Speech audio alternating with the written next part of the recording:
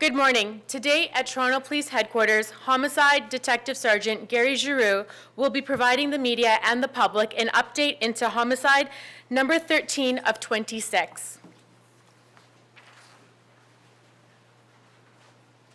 Good morning. I'd like to give you an update and some progress that we've made in relation to Homicide 13 for 2016. And this involves a deceased person by the name of Kiowa McComb. And Kiowa McComb was 20 years of age when he died. The other surviving victim in this case is his older brother. His name is Sarcy McComb, and he was 23 years of age. He also suffered from some stab wounds. The accused in this case is Andre Appleton. He's 35 years of age, and he currently stands charged with second-degree murder and attempted murder.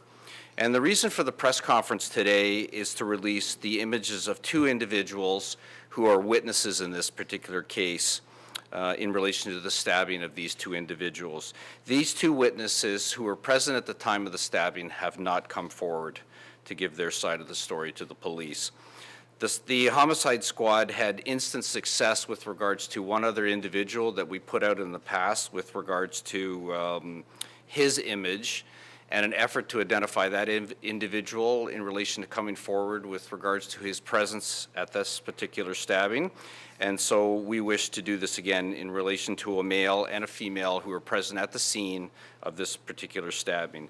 So just by way of review, Kiowa McComb and his brother Sarcy attended Gucci's Bar and Grill that's located at 1693 Jane Street in Toronto on February the 9th of 2016. At approximately 2 a.m. in the morning, it's alleged that they became involved in a dispute with Andre Appleton, and during that dispute, both the deceased and the victim were stabbed by Appleton. The stabbing took place on the east sidewalk of Jane Street, just north of Lawrence, outside Gucci's Bar. And although the stabbing is not caught on video, the interactions between the deceased, his brother, Mr. Appleton, and some of these witnesses is caught on video, and the video is here to my right. The male and female on the video screen were standing feet away from the stabbing and would have seen the entire event unfold in front of them. It's unfortunate that their images have to be released in this particular fashion. The police and certainly the homicide squad often appear at these press conferences and indicate to the media and directly to the public that doing the right thing for the right reason is something that we expect of all citizens of the city, and we expect it of them to keep the city safe. And I'm hoping that these individuals, in seeing their images on TV, will self-identify themselves to the police or will call us directly with regards to what they saw that night, or a member of the public will contact us with regards to their identity so that we can make arrangements to speak to them directly in relation to what they saw that night. It's clear, and the video will depict the male person to my right here, that he's clearly shocked and horrified by what he sees, because at one point in time he actually puts his hand on his face in relation to what he has seen on the sidewalk. Taking place right in front of him. The deceased suffered a tremendous amount of bleeding at the scene, which I suspect is what this individual is reacting to and what he can see. I was tempted to use the scene photograph showing the volume of blood loss that Kiowa McComb suffered at the scene, but out of respect for the deceased family, I decided not to do that. Although I did warn the family of the deceased and the victim that I was going to speak about the blood loss at the scene, and I was going to indicate to them that we were going to, in essence, try to shame the individuals into coming forward. The two individuals do frequent bars within the Jane Street and Lawrence Avenue west of the city, and we're speaking directly to them with regards to coming forward so that we can arrange to meet with them, so that we can arrange to take their statements. And if I can answer any questions, I will do so. So, I mean, just discuss, you said you're, in essence, trying to shame them, but isn't it somebody's right to refuse to talk to police, or if they're maybe fearful for their safety, or just expand on why this is so important that you would take this unusual step? Well, it's important that we identify witnesses who are at the scene, and certainly during the ultimate litigation, at the preliminary hearing, which is going to be forthcoming, the defense counsel are certainly going to ask what efforts were made to find these individuals. So I want to be aggressive with trying to find them. And you're right, they certainly are under no legal obligation to speak to the police, but I certainly can compel them to the preliminary hearing by way of a subpoena. So I'm hoping not to, to take that route. But obviously, it's a serious matter, and the family deserve answers in relation to what happened to their family members. So we had great success with regards to the last individual, and we're certainly prepared to address individual security concerns. But the integrity of the investigation and the importance of public safety, I think, outweighs these individuals. So we need to hear one way or another what happened that night through them, either voluntarily or by them being compelled to the preliminary hearing. Do you still believe there's a second person involved in this stabbing? Mr. Appleton was in the presence of one other individual when he left the scene in a cab, but the narrative would suggest that he's involved on his own. But there is another individual who leaves with him in a cab, and that person's image isn't all that clear to release. But if anybody at the scene is aware of who he is, then we would speak to him as well. So you believe Appleton was the only person in the building that night? For the time being, yes. If you know that they frequent bars in the Jane and Lawrence area, are police going to these bars looking for them? We've sent uniform officers who are involved in community response and are on foot patrol in that particular area, and we've done that. So I've done what I felt were the traditional investigative efforts to try and find them. We've gone to bars and taverns and restaurants within that area, and we received some cooperation in some locations and little cooperation in others. And so we've heard that they frequent bars as far north as Jane and Finch, Jane and Shepherd. So, and again, without any great success. The only thing that we did hear is that the female might frequent bars as far north as Jane and Finch, and that she might go by the name of Layla. What about the victims of the stabbing? Were they known to frequent the same sort of bars? Is there a chance that they actually knew these witnesses? I really honestly think that the McComb brothers found themselves in a bar that was unfamiliar to them, and in an environment that they were not familiar with, and I suspect the other individuals in the bar had more familiarity to the bar than they did, so I think they probably found themselves in the wrong place at the wrong time, and they got themselves involved in a situation that was maybe a little out of their control. What do you believe sparked this? Well, it's going to be part of the evidence, but I would chalk it up to like a barroom argument that escalated to the stabbing that takes place outside. Did they move outside for the fight?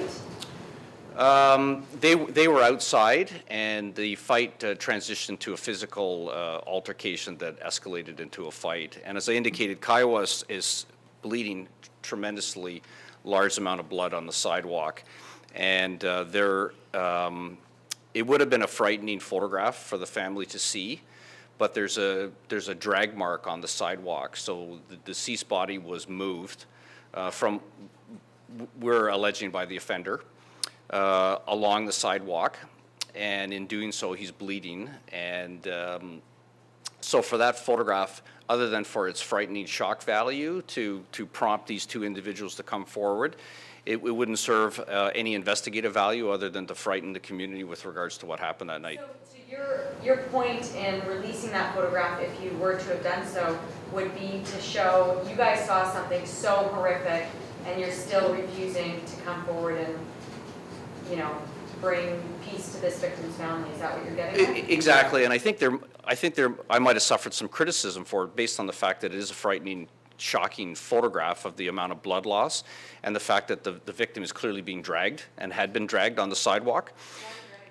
Because it's a linear drag mark. Why do you believe that he was dragged? By witness accounts. No, sorry. Why do you believe that Appleton would have dragged him? To further his suffering, to get rid of the body? There's a potential argument to conceal Kiowa's body in a laneway.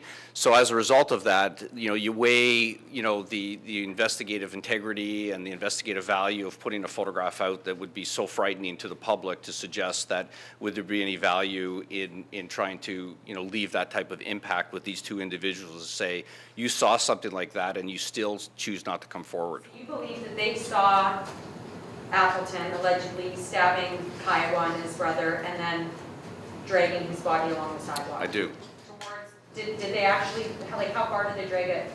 Like that, there was a dumpster behind that building there. Are you alleging that that's how they were taking? The body was dragged south on Jane Street for maybe 15 to 20 feet, and that's where he was left. So Kiowa was found on the sidewalk with no one around him when the police arrived.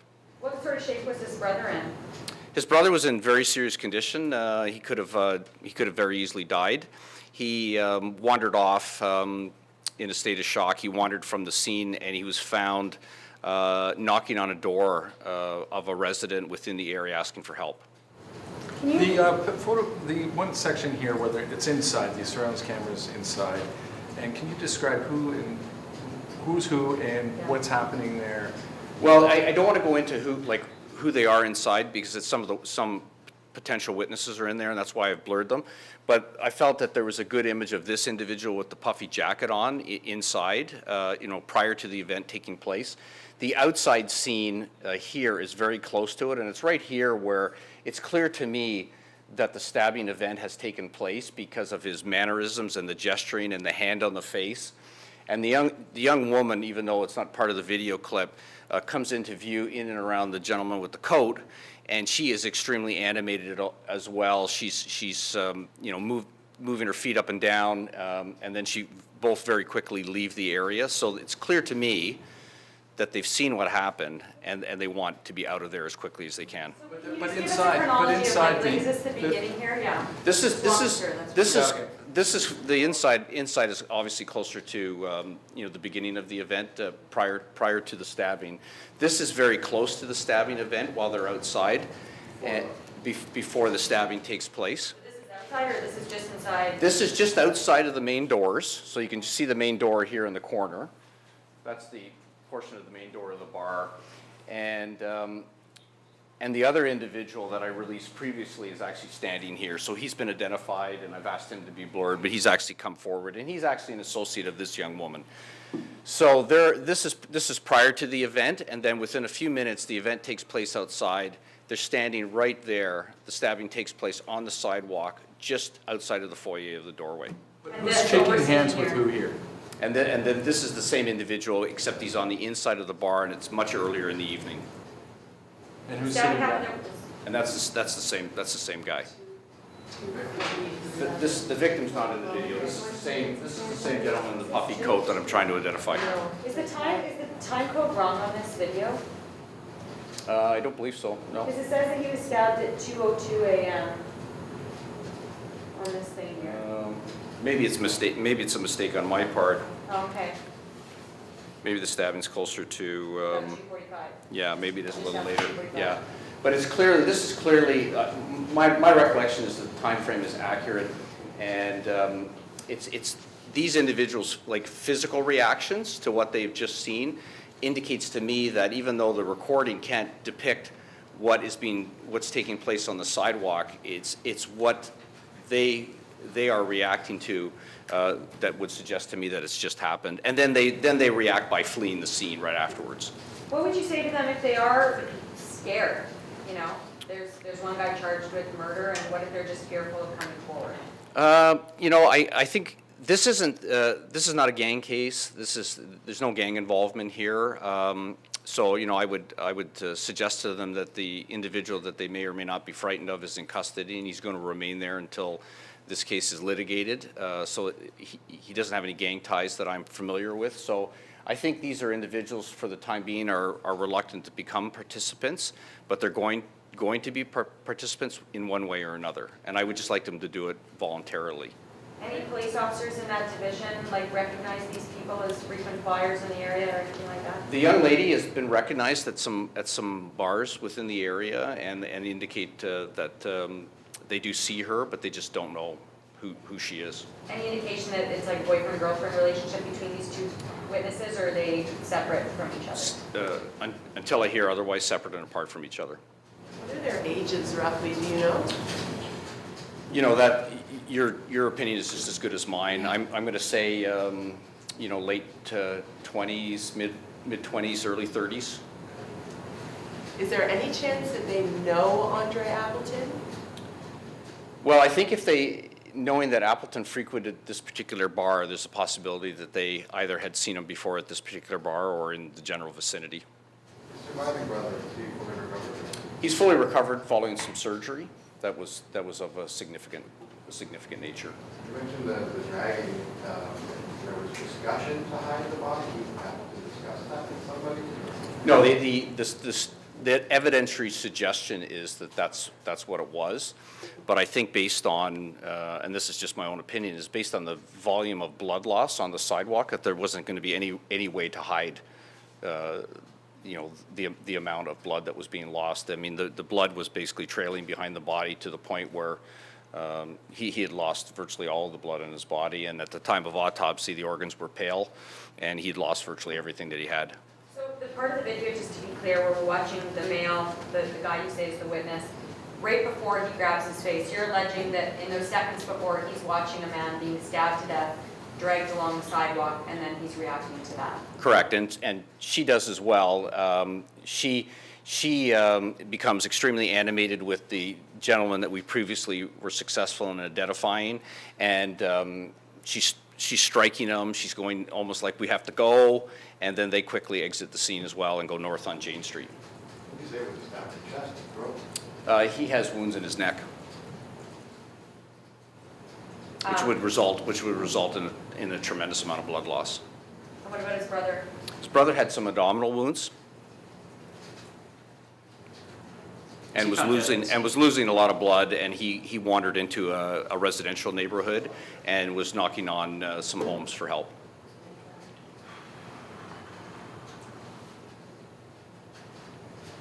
How far, do you know, like how far away from where he's standing watching this happen, the actual stabbing happened? Like would he have been standing like 5 feet away? 6 to 8 feet maybe, or less. And that's why it's clear to me that, you know, when we were reviewing the video and trying to determine, you know, when it happened, it was clear on his face when it did happen.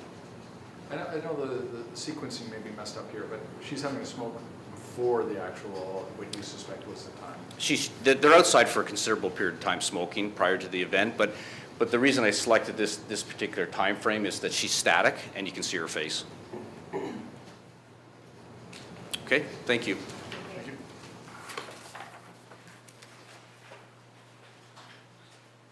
That concludes today's conference. There are some handouts there of the photographs as well. Everything has been uploaded onto YouTube, and the news release should be published.